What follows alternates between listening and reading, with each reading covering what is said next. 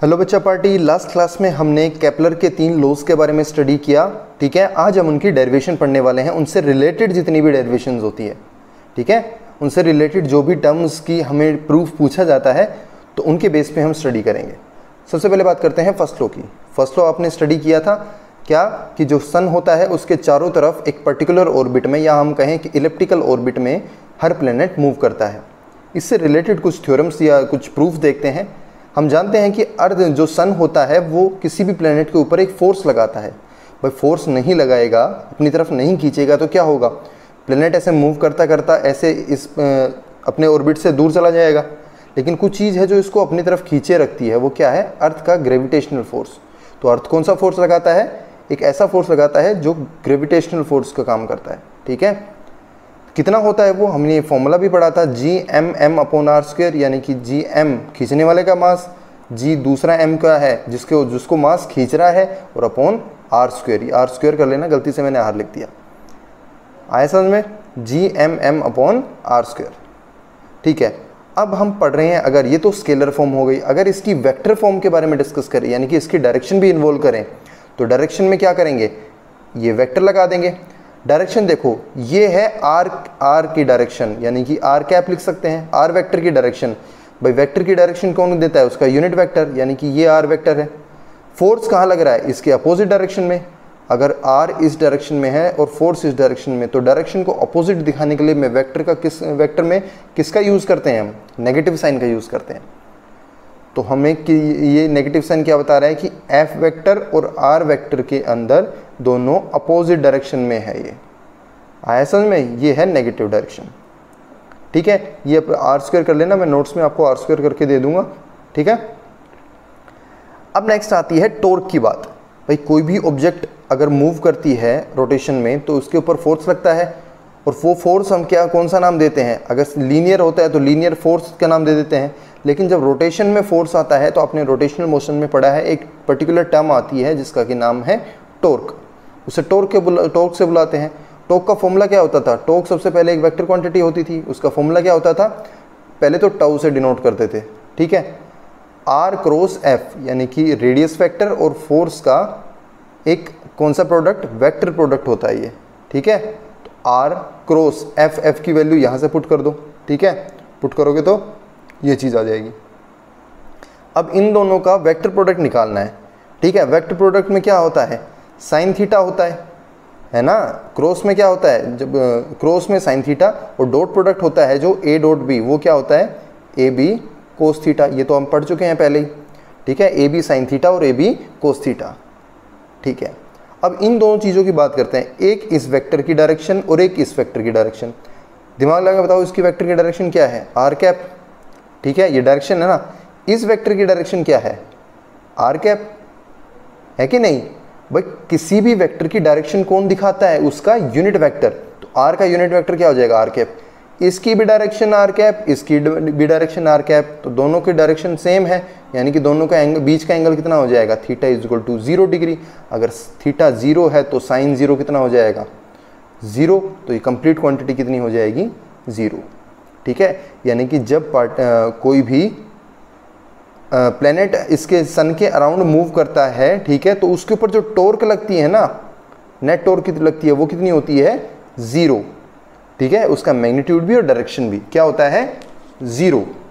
0 torque का मतलब क्या हुआ, देखो टॉर्क क्या, हमने एक चीज पढ़ी थी, टॉर्क क्या होता है, dl/dt, rate of change of angular momentum. Rate of change of angular momentum. जैसे हमारा फोर्स क्या होता है, rate of change of linear momentum. कौन सा लॉ है, न्यूटन का सेकंड लॉ। ठीक है, ऐसे ही जो रोटेशनल वो होगा, रोटेशनल फोर्स होगा, यानी कि टॉर्क होगा, वो क्या होगा, rate of change of angular momentum. अगर कोई चीज़ 0 है, अगर किसी चीज़ का डिफरेंशिएशन 0 है, यानी कि वो टर्म क्या है, कांस्टेंट है। ये चीज़ तो हमने पहले पढ़ी हुई है।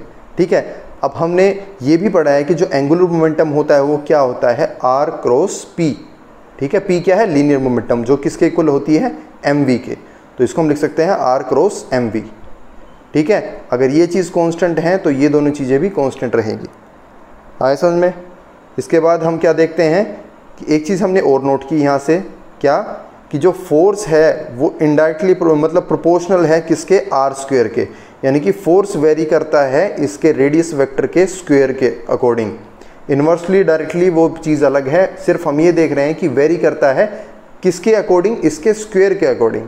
ठीक है, तो इन सब बातों के अकॉर्डिंग हम लिख सकते हैं कि ये जो है केपलर का फर्स्ट लॉ सेटिस्फाई होता है। ठीक है, एज सच इसका मतलब ऐसे नहीं है कि हाँ सर इससे ये चीज़ कैसे पता लगे कि ये इलिप्टिकल है। कई ऐसे भी लिख देते हैं कि अगर मान लो ये इसके अकॉर्डिंग, इसके स्क्वायर के अकॉर्डिंग मूव कर रहा है तो इसका मतलब क्या है, ये एलिप्स में मूव कर रहा है। लेकिन वो एक डेफिनेशन आपको थोपने जैसी डेफिनेशन होगी कि हाँ ये चीज़ माननी पड़ेगी आपको, ऐसा कुछ नहीं है। आपको सिर्फ अगर इससे पूछा जाएगा तो ये चीज़ पूछ ली जाएगी कि प्रूव करो केपलर के फर्स्ट लॉ से कि जो प्लेनेट होते हैं उनकी जो एंगुलर मोमेंटम है वो कांस्टेंट रहती है या फिर टॉर्क जीरो रहती है, ऐसा कुछ इसमें से पूछा जाता है। ठीक है, ये फर्स्ट लॉ की बात थी। बात आती है सेकंड लॉ की। सेकंड लॉ का हम अब एग्जैक्ट प्रूफ देखते हैं। देखो, सेकंड लॉ ने ये बताया था कि किसी भी प्लेनेट की जो एरियल वेलोसिटी है वो कांस्टेंट रहती है, यानी कि कोई भी प्लेनेट जब रिवॉल्व करता है सन के अराउंड तो वो इक्वल टाइम में इक्वल एरिया स्वीप करता है उसका रेडियस वेक्टर। ठीक है, हमने मान लिया यहाँ पे सन है, ठीक है, ये प्लेनेट है। कुछ देर बाद डेल्टा टी टाइम के बाद ये प्लेनेट यहाँ से उठ के यहाँ पे आ गया, यानी कि पी से पी डैश तक जर्नी की इसने। ठीक है, इसका रेडियस वेक्टर है आर। रेडियस वेक्टर क्या होता है, सेंटर से इस ऑब्जेक्ट तक का मिलाने वाला एक वेक्टर, रेडियस वेक्टर। ठीक है, जो उसकी पोजीशन दिखा रहा है। क्लियर है यहाँ तक। अब जब डेल्टा टी टाइम में इसने कुछ मूवमेंट की यहाँ से यहाँ तक, तो इसने एक एरिया स्वीप किया, यानी कि ये एरिया कवर किया। ठीक है, जो इसके रेडियस वेक्टर ने कवर किया है, प्लेनेट ने नहीं, प्लेनेट ने तो एक डिस्टेंस कवर किया है। ठीक है, इसने रेडियस वेक्टर ने क्या कवर किया है, ये उठ के यहाँ से यहाँ आया, यानी कि इसने एक एरिया कवर किया। ठीक है, अब देखते हैं आगे। सबसे पहली बात, इस पॉइंट P पे क्या चीज़ होती है, लीनियर वेलोसिटी। लीनियर वेलोसिटी होगी इस डायरेक्शन में, यानी कि इसके टेंजेंट होती है लीनियर वेलोसिटी। किसी भी पॉइंट पे, सर्कुलर के किसी भी पॉइंट पे वेलोसिटी निकालेंगे तो क्या आएगी, इसके टेंजेंट, इस पॉइंट पे टेंजेंट, इस पॉइंट पे टेंजेंट, यानी कि टेंजेंट होगी। ठीक है, ये तो बात आ गई लीनियर वेलोसिटी की। अब ये भी चीज़ हम जानते हैं कि जो टॉर्क होती है, अभी हमने फर्स्ट लॉ में चीज़ ये स्टडी की है, किसी भी प्लेनेट पे टॉर्क कितनी लगती है, जीरो, यानी कि आर क्रॉस एफ कितना हो जाएगा, जीरो। हमने इससे क्या बात स्टडी की, tau is equal to d L by d t. अगर टाउ जीरो है तो हमारे पास एल क्या आ गया, कांस्टेंट आ गया। टाउ जीरो है तो एल क्या आ गया, कांस्टेंट, यानी कि एंगुलर मोमेंटम की वैल्यू कांस्टेंट। अब हमने क्या चीज़ मानी है कि जो प्लेनेट है पी से पी तक, पी डैश तक की जर्नी ट्रेवल की है। ठीक है, यानी कि हमने मान लिया कोई भी डेल्टा आर डिस्टेंस ट्रेवल किया। ठीक है, ये आर तो क्या दिखा रहा है, इसका रेडियस वेक्टर, ये हमने मान लिया डेल्टा आर डिस्टेंस ट्रेवल किया। ठीक है, तो अब एक देखो, एक छोटा सा एक ट्रायंगल सा बन गया, ये है ना, छोटा सा ट्रायंगल सा बन गया। ठीक है, अब इस ट्रायंगल का एरिया क्या कैसे निकालेंगे, half of base into height. ठीक है, ये इतना छोटा है कि हमने मान लिया ये अभी तो दिखने में बड़ा है, हमने बिल्कुल थोड़ा सा एरिया कंसिडर किया है ताकि ये ऐसा एक छोटा सा ट्रायंगल सा बन जाए। ठीक है, ये तो ज़्यादा ही छोटा बन गया, थोड़ा सा ऐसा ट्रायंगल बन जाए। तो एरिया कैसे निकालते हैं ट्रायंगल का, हाफ इंटू बेस, बेस यानी कि ये चीज़, हाइट, हाइट यानी कि ये चीज़, यानी कि half into r into delta r. ठीक है, कैसे, कहाँ पे गया, हाँ ये रहा, area is equal to half of r into p dash. P dash हमने मान लिया डेल्टा आर है। ठीक है, डिस्टेंस क्या होता है, वेलोसिटी इंटू टाइम, यानी कि v क्या है, इसकी वेलोसिटी इंटू टाइम, टाइम कितना है, डेल्टा टी। ठीक है, ये चीज़ आ गई। अब हमारे पास लीनियर मोमेंटम कितनी होती है, m इंटू वी।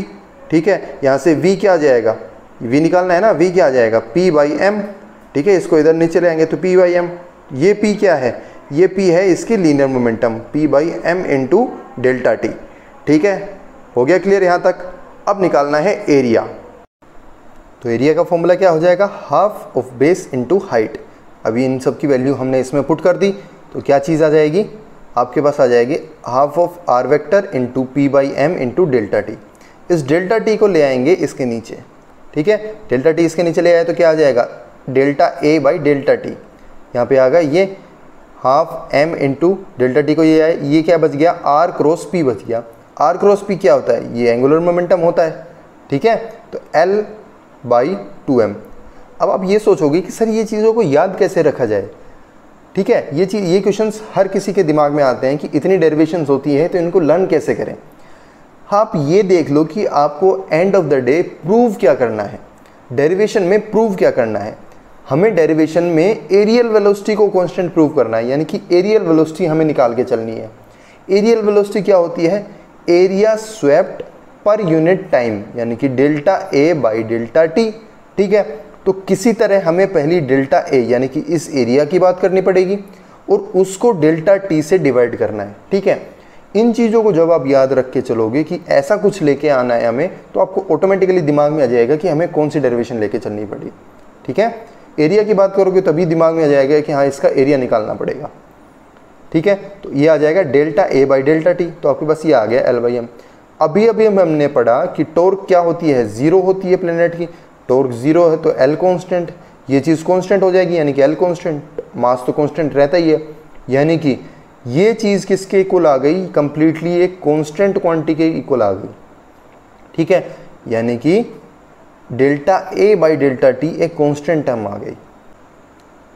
अब ये चीज़ कांस्टेंट होने का मतलब क्या है, अगर मान लो कांस्टेंट हमने 5 लगा दिया, फॉर एग्जांपल 5 मान लेते हैं, तो इसका मतलब क्या है कि हर यूनिट टाइम में कोई भी प्लेनेट 5 यूनिट एरिया ट्रेवल कर रहा है। ठीक है, टाइम 1 सेकंड में 5, अगले 2 सेकंड में फिर से 5।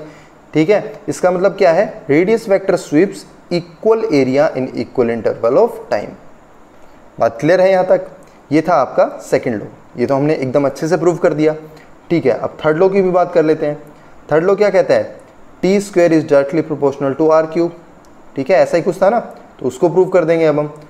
देखो इसको कैसे प्रूव करेंगे, we know that the gravitational force of sun is balanced by the centripetal force of planet. भाई क्या होता है, सन किसी भी प्लैनेट को अपनी तरफ खींचता है, वो चीज़ें बैलेंस कैसे होती है कि बाहर की तरफ भी एक फोर्स लगे।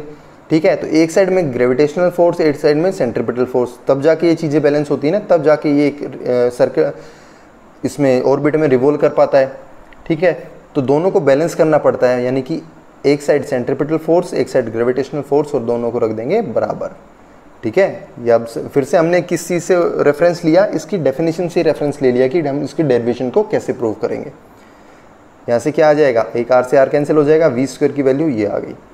अब हम ये चीज़ भी जानते हैं कि ये वेलोसिटी क्या है, ऑर्बिटल वेलोसिटी जैसी है। ठीक है, लेकिन ऑर्बिटल वेलोसिटी को हम एक तरह की और लिख सकते हैं, सरकमफ्रेंस अपॉन में पीरियड ऑफ रिवोल्यूशन।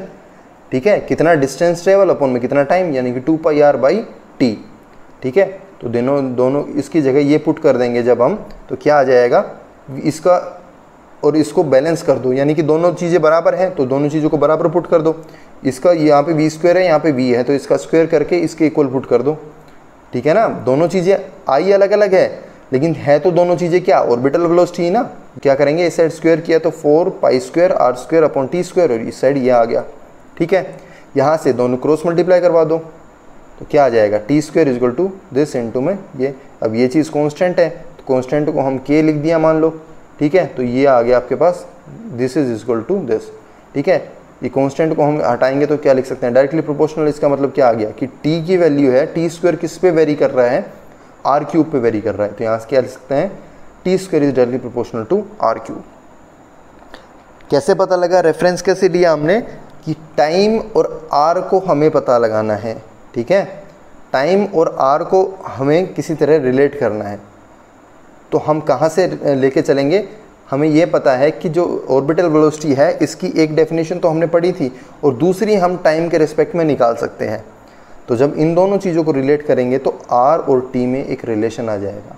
ठीक है, वो हमने पढ़ लिया यहाँ से। आई बात समझ में, ये हमने केपलर के तीनों लॉज के डेरिवेशन या कहें प्रूफ हमने स्टडी कर लिए। ठीक है, ये आपका लास्ट लेक्चर है इस चैप्टर का, इसी के साथ आपका चैप्टर कंप्लीट होता है। एक दो टॉपिक्स और छोटे छोटे बच जाते हैं जो आप खुद से रीडिंग करो। ठीक है, वो कॉन्सेप्चुअल चीज़ें हैं जो हम कहीं ना कहीं पहले पढ़ चुके हैं, आपको रीडिंग करनी है। और इसमें से कई बच्चे पूछते हैं कि नोट्स बनाने हैं नहीं बनाने, ये जो PDF है इसमें से आपको ये देख के थोड़े से नोट्स बना लेने हैं। ठीक है, इन चीज़ों के नोट्स बनाने हैं जो पहले भेजे थे, टाइप्स ऑफ सैटेलाइट वगैरह, उनको बस रीडिंग ले लो, इन चीज़ों के नोट्स आप ज़रूर बनाना। ठीक है, ये वेटलेसनेस का आपका एक NCERT में भी टॉपिक है।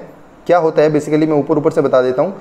जब किसी भी ऑब्जेक्ट का body set to be in state of weightlessness कब? जब उसका एपरेंट वेट जो है वो जीरो हो जाता है। एपरेंट वेट जीरो होने का मतलब, एक लाइव आपको एक एग्जांपल बताता हूँ मैं।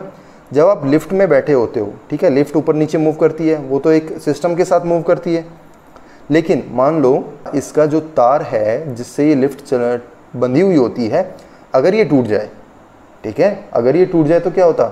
लिफ्ट जो है आपकी फ्रीली फॉल करेगी, यानी कि उसके ऊपर सिर्फ कौन सा फोर्स लगेगा? जी लगेगा, यानी कि ग्रेविटेशनल फोर्स लगेगा, और कोई फोर्स नहीं है। इस केस में अगर किसी भी ऑब्जेक्ट पे जी लगता है तो उसकी एक्सेलरेशन भी क्या हो जाती है? जी के इक्वल हो जाती है, ठीक है। अब ये चीज़ हमने पढ़ी है पहले, mg यानी कि नीचे के फोर्स और ऊपर के फोर्स को बैलेंस करेंगे तो नीचे के फोर्स क्या है? mg माइनस आर, आर क्या है? नॉर्मल रिएक्शन जो कि लिफ्ट इसके ऊपर लगाएगी। mg minus r is equal to ma, ठीक है, ओवरऑल एक्सेलरेशन, ठीक है। इनको इक्वल पुट करेंगे तो क्या आ जाएगा? r आ जाएगा mg माइनस ma, ठीक है। तो m into g minus a की वैल्यू क्या है? जब फ्री फॉल होता है तो a g के इक्वल हो जाता है, यानी कि g माइनस g, ये तो क्या हो जाएगा? जीरो, यानी कि r जीरो। तो ये जो कंडीशन होती है ये होती है वेटलेसनेस की, ठीक है। कहने का मतलब क्या है? देखो ये डेफिनेशन आपको अच्छे से बताएगी। डेफिनेशन कहती है कि वेटलेसनेस की कंडीशन कब आती है? जब किसी भी ऑब्जेक्ट पे लगने वाला जो रिएक्शन है, जो सपोर्ट करता है, सरफेस जो रिएक्शन लगाता है, वो जीरो हो जाए, ठीक है। आपको वेट कब महसूस होता है? आप इस बात पे गौर करना। आप अगर मान लो धरती पे खड़े हो, ठीक है, आप अगर धरती पे खड़े हो, आपको वेट कब महसूस होता है? जब ये अर्थ आपके ऊपर उल्टा कोई भी रिएक्शन लगाती है, इसकी वजह से आपको वेट महसूस हो रहा है। अगर ये लगने वाला रिएक्शन जीरो हो जाए ना, यानी कि नीचे से आपका सपोर्ट में कोई फोर्स ना लगे, ठीक है, तो उस केस में आपको वेट फील नहीं होगा, ठीक है। तो इसका मतलब क्या होगा? आपका जो वेट होगा वो कितना हो जाएगा? जीरो। आई बात समझ में? वेट जीरो कब हो जाएगा? जब रिएक्शन जो है वो क्या हो जाए? जीरो। ये आपका एग्जांपल था लिफ्ट का। ऐसे ही और भी एग्जांपल होते हैं स्पेस क्राफ्ट के, ठीक है। और ये जो है null points in space, centre of earth. Centre of earth के केस में क्या पड़ा था? जब सेंटर के अर्थ पे जाते हैं हम तो यहाँ पे क्या हो जाता है? जी की वैल्यू जीरो। जी की वैल्यू जीरो हो जाएगी तो अपने आप एपरेंट वेट कितना हो जाएगा? जीरो। आई बात समझ में? तो ये सब चीज़ें कॉन्सेप्चुअल टॉपिक्स है, ठीक है। ये जो आगे है इनर्शियल मास और ग्रेविटेशनल मास, इसके बारे में भी आप स्टडी करना। जो भी प्रॉब्लम्स आए आप इनके अंदर से नोट्स बनाना खुद से। कोई भी दिक्कत आपको किसी भी टॉपिक को समझने में आती है तो आप मेरे से मैसेज करके ज़रूर पूछें, ठीक है। कोई भी चीज़ में अगर दिक्कत आती है तो ये इनर्शियल मास और ग्रेविटेशनल मास में इसमें सिमिलरिटीज़ और डिफरेंसेस भी दिए हुए हैं, ये भी आप अपने से पढ़ के ज़रूर देखना। आई बात समझ में? All the best, thank you.